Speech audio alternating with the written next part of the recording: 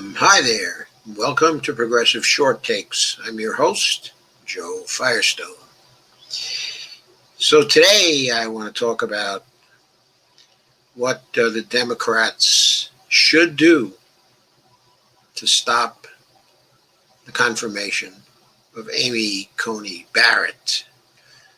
And for this short take, I'm going to talk about the pre-election period. I'll do another short take, at a later time about what they ought to do in the post-election period. But getting right to it for the pre-election period, they ought to delay. And let's get into how that is likely to work out. First of all, how can they delay since they only have a minority in the Senate? Well, it turns out there are something like 19 separate kinds of actions that have been outlined in a memo that's been circulating in the Congress. I've linked to an article in The Intercept that gives you the 19 different things that Dems can do to delay.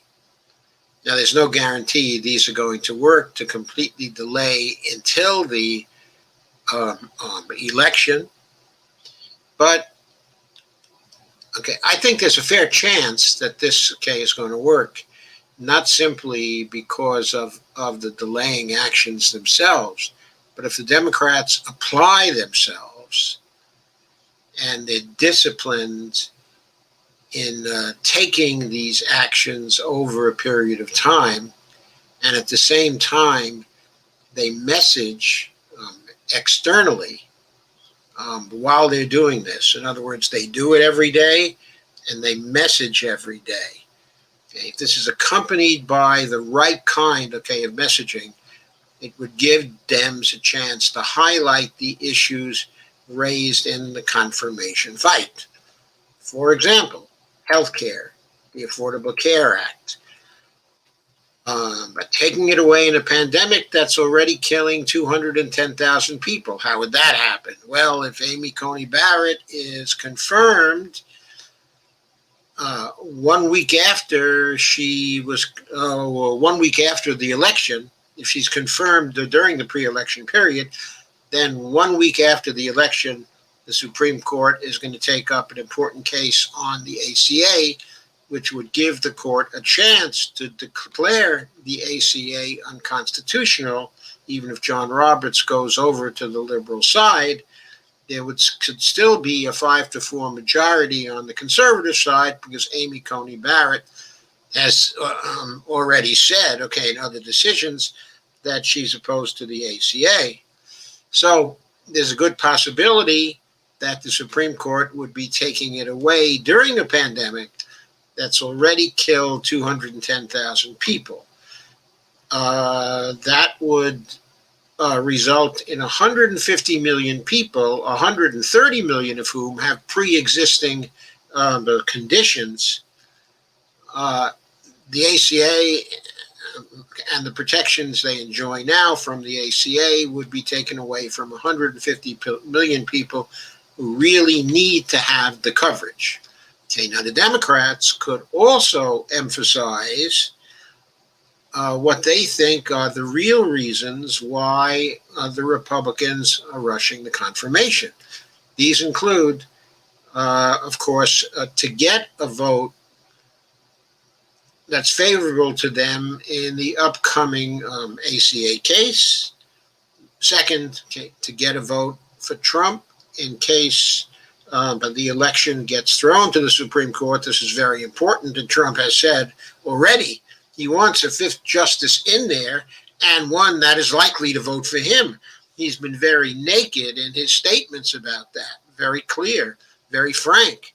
He wants a justice that he feels is somehow bought by him because she was nominated by him, so he can get a favorable decision at the Supreme Court if the election is close and gets thrown into the court. Now, 3, of course, the Republicans also want a right-wing supermajority on the court for decades that may vote against the Roe v. Wade, dilute the legacy of RBG, generally turn back the clock on what is legal in the United States very, very far, perhaps as far as the 19th century. Four, they want to have an unfriendly justice reviewing Medicare for all if Medicare for all should pass, okay, and also to review the Green New Deal when that comes up if it should pass. In other words, if the Democrats implement a progressive agenda, then the Republicans want a last line of defense in the Supreme Court to declare the laws unconstitutional. In addition,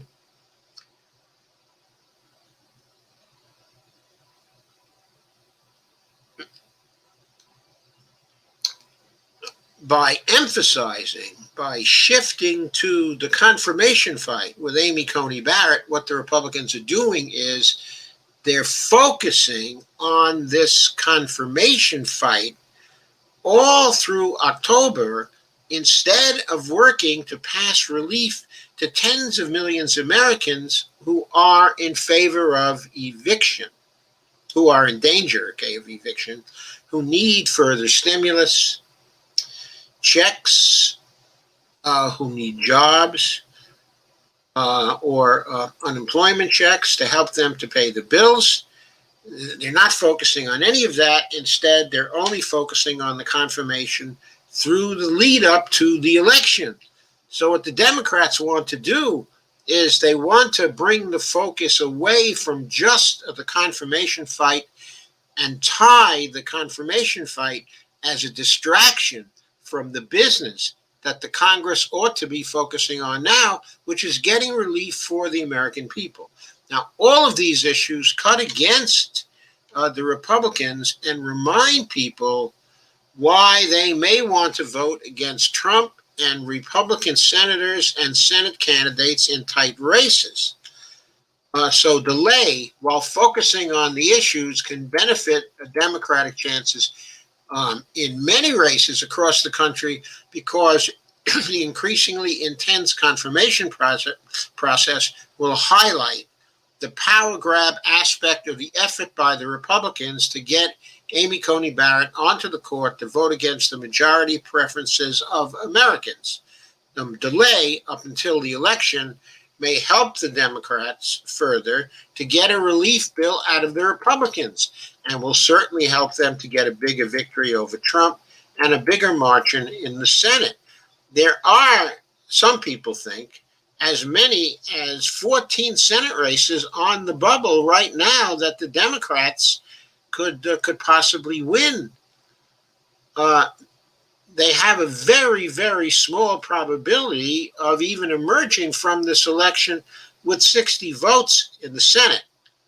That is plenty of votes to get rid of the filibuster with. But by the way, it may help them get 2 more votes against confirmation in the Senate right after the election, because the seat Mark Kelly is running for, okay, in Arizona, is a seat to fill a term. And therefore, Mark Kelly, it's actually a special election, and Mark Kelly would get to fill that seat right after the election, okay, is won.